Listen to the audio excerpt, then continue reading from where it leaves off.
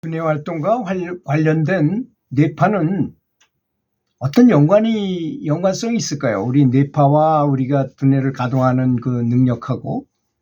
그래서 미국에 있는 과학 전문지 뉴 사이언티스트가 호주에 있는 시드니 공대의 키커 박사팀이 눈을 감았을 때와 떴을 때의 뇌파 중에서 알파파 영역 있잖아요. 알파파는 서파예요. 천천히 움직이는 파장이고, 베타파는 평상시 같은 이런 파장을, 좀 빠른 파장을 말하는 거죠. 비율이 크게 달라진다는 사실을 발견했다는 기사를 쓴 적이 있어요. 그런 기사가 거기 게재됐던 적이 있었습니다. 그러니까 사람이 눈만 감아도 사실 눈으로 뭔가를 보는 데는 에너지를 엄청나게 소모하게 됩니다. 귀로만 듣는 것은 굉장히 에너지 소모를 줄일 수 있어요.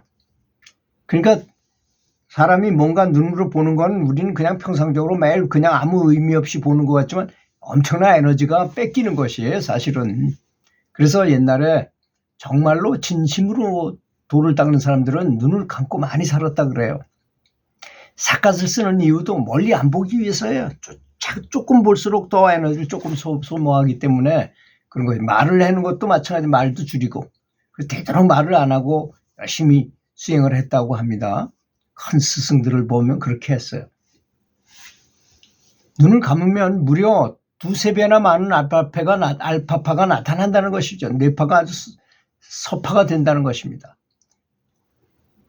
알파파는 뇌세포가 활성화된 상태로 만들어주고 아이디어가 잘 떠오르게 하는 그런 최적화 상태를 말하는 것입니다. 최적화 상태가 되면 이게 두 가지가 서로 연관이 있어요. 하나는 뇌파가 이렇게 서파가 알파파나 알파파 이하로 떨어지는 것과 또 행복 호르몬이 분비되는 것은 동시에 일어납니다.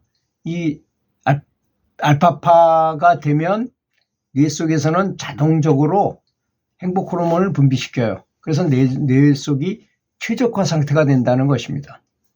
그래서 누구나 깊은 생각에 빠질 때는 자기도 모르게 눈을 감고 생각해요. 왜? 에너지 소모를 줄이기 위해서 그런 것입니다. 이렇게 한다면 몸 스스로 눈을 감으면 아이디어가 잘 떠오를 수 있는 환경을 제공해 주는 것이라는 것이죠. 신통 걸 때면 사람은 눈을 감고 신통을 하죠. 기도할 때도 눈을 감고 하는 경우가 많잖아요. 그래서 그런 것입니다. 창의적 사고방식, 그러니까 이런 사고과정, 지혜 뭐 이런 것들은 에고를 느슨하게 할 때, 에고가 좀 약해질 때 느슨하게 풀어준 상태에서 이완된 상태, 몸도 이완되고 마음도 이완된 상태에서 잘 일어나기 때문인 것입니다. 그래서 제가 말씀을 드린 적 많이 예를 들었죠. 좋은 얘기 때문에 고시 공부하러 절에 간 세 사람이 고시 공부를 하다가 힘들잖아요. 그래서 어느 날 술을 오늘 한번 한잔 하자 해가지고 술을 먹고 꼭지가 떨어져가지고 이 사람들이 와서 막 기물을 때려 부시고 막 소리를 지르고 막 고성방가를 하고 했다 그래요. 절에서 그랬으니까 주지 스님이 당장 나가라 그러죠. 그 사람들한테. 근데 가만히 보니까 이 친구들이 큰 뒷방에 있는 큰 스님이 주지 스님 스승이기 때문에 그 스님한테 가서 잘 얘기하면 용서받을 수 있을 것 같다 그래서 셋이 가서 물을 쫙 끓고 삼배를 하고 스님 한번 용서해 주십시오 하니까 너 잠깐 기다리라 하고 이제 그 스님께서 그 주지한테 물어봐야 될 거 아닙니까? 절 살리면 주지가 하는 거니까. 가서 얘기를 했어요. 저놈들이 잘못했지? 뭔 잘못했는가? 그러니까 뭐 사상히 얘기해요. 뭐 이것도 때려부시고 뭐 이렇게 됐습니다. 저놈들 내가 한번 지도해 볼 테니까 한번 용서해 줄 수 있겠는가? 그랬더니 아유, 예, 스님께서 하신다면 뭐 얼마든지 그렇게 하십시오. 그 이제 돌아와 가지고 너희들 말이야 매일 연불하고 108배 절을 계속 한다면 1년 동안 그렇게 한다면 이번에 그것만 열심히 한다면 고시에 한 번에 딱 합격하게 해주겠다. 하겠냐? 그랬더니 하겠다는 쫓겨날 판인데. 그래서 그날부터 이제 연불 30분 하고 108배 30분 하고 1시간을 새벽에 딱 하고서 이렇게 왔다 갔다 하는 시간에 그렇게 되면 어떻게 될까요? 아까 말한 것처럼 뇌파가 베타파에서 알파파로 변합니다. 연부를 하게 되면. 그리고 좌측뇌만 사용하잖아요. 좌측뇌를 주로 사람들은 사용합니다. 그런데 연부를 하게 되면 이 우측뇌까지 활성화되어 전뇌 활동이 돼요. 그리고 절을 하면서 하면 더 깊은 상태에 빠질 수 있게 되거든요. 그렇게 1시간 동안 하고서 오는 길에 그 법당에서 유사지까지 오는 순간에 자꾸 뭐가 떠오르더라는 거 아닙니까? 시험 문제 이거 나올 것 같다는 생각이 떠올라. 그러면 그걸 갖다 써놓고 해서 데이터베이스를 만들었다래요. 3명이서 저 친구가 생각나고 이 친구가 생각나고 이 친구가 생각나고 뭐 이런 거를 계속 시험 문제에 나올 것 같은 예감이 드는 거, 직감적으로 같은 거를 쫙 만들어 놓고 그걸 중점적으로 공부했다니까 시험 문제가 거기서 80%가 나왔다는, 80% 이상이 나왔다는 거 아닙니까? 그래서 그 친구들이 정말 1년 만에 한 방에 고시 3명 다 합격했다 그래요. 그게 바로 우리 이런 두뇌의 신비인 것입니다. 전뇌 활동과.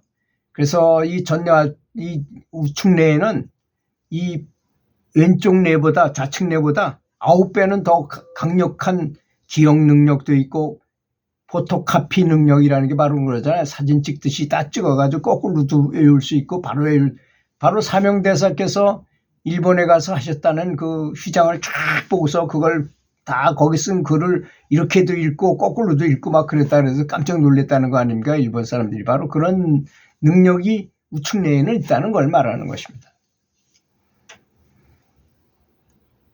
기존에 가진 관념이나 습관에 의거한 생각보다 보다 편안하고 더 자연스러운 의식 상태가 훨씬 이 지혜를 발현시키는 데 유리한 것입니다. 또한 무의식이나 꿈과 같이 뇌의 각성 상태가 약화된 상태, 그럴 때는 이 무의식이나 이게 흐리멍텅한 잠결이나 뭐 그런 자는 것도 아니고 깬 것도 아닌 그 어중쩡한 상태, 그런 상태가 바로 뇌의 각성 상태가 약화된 상태잖아요. 그럴 때 창의적인 아이디어나 지혜나 이런 것이 많이 생성이 된다는 것입니다. 결과적으로 지혜를 얻기 위해서는 자신의 뇌를 잘 활용하는 습관을 가져야만 생기는 것입니다. 그래서 지혜는 구해야만 나오는 거지 구하지 않는데 저절로 절대로 생기지 않는다는 점 아셔야 됩니다. 제가 체험했다 그랬잖아요. 무려 한 15년 정도 열심히 명상을 하면 난 지혜가 저절로 생기는 줄 알았어요. 그래서 책을 쓰려고 딱 보니까 아무것도 없어.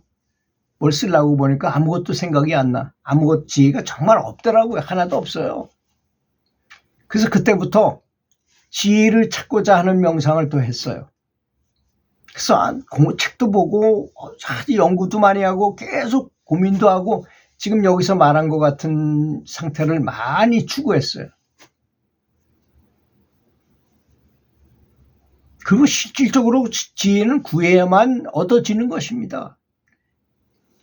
두드려라 그러면 열릴 것이지 두드리지 않는데 저절로 열리는 건 하나도 없다는 걸 알아야 됩니다. 이 사바세계에서는 그렇다는 것입니다. 또 좌뇌 우뇌 어느 한쪽에 치우친 사고보다는 좌우뇌를 통합하는 전뇌 학습이 굉장히 필요하다는 것입니다. 자, 뭔가를 외웠어요. 외웠으면서 또 내가 연부를 해서 같이 연부를 하고 나면 그 두뇌가 통합되기 때문에 거기에 따른 또 파생돼서 나오는 아이디어를 굉장히 많이 갖게 됩니다. 그게 전뇌 학습의 비결이잖아요. 또 이 책에 국어다 하면 국어 책 맨 앞장과 그 다음에 차례를 보고 그 단원의 어디쯤에 해당한다. 지금 내가 배우는 거를 이걸 왔다 갔다 하면서 앞에 목차를 보고 다시 그 제목을 봤다가 큰 단원을 봤다가 다시 또 돌아와서 또 목차를 보고 또 다시 대단원을 보고 중단원을 보고 오늘 공부해야 될 주제에 대해서 다시 보게 되면 이 전체적인 구조를 알게 돼요. 지식의 구조가 어떻게 됐는지 알게 돼. 그러면 기억하기가 훨씬 더 수월해진다는 것입니다.